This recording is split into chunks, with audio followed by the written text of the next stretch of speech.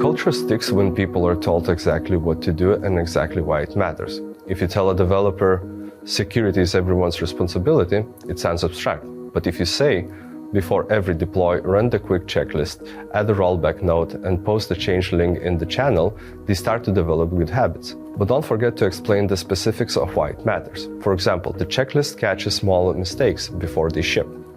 The same principle applies to finance, customer success, and HR. Each team needs clear tasks and reason why it matters. Another important thing is psychological safety. People won't report issues early if they think they will be blamed for it.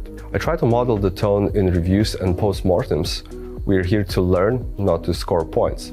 When teams see that raising a concern leads to help and not punishment, they speak up faster and the whole system gets safer. Recognition matters too. If someone follows a process and prevents a problem, say it out loud. A single shout-out from a leader travels further than a dozen reminders.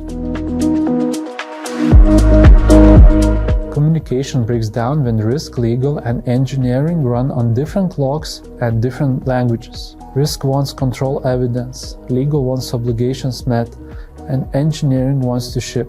If you don't create alignment, each group optimizes for itself, leaving serious compliance gaps. You can resolve this by bringing teams together with short, predictable meetings to discuss what's important. Another important aspect is ownership. You can bring in an external specialist to help with testing, documentation, or tool setup. But you can't outsource accountability. Someone inside the company has to connect decisions to outcomes.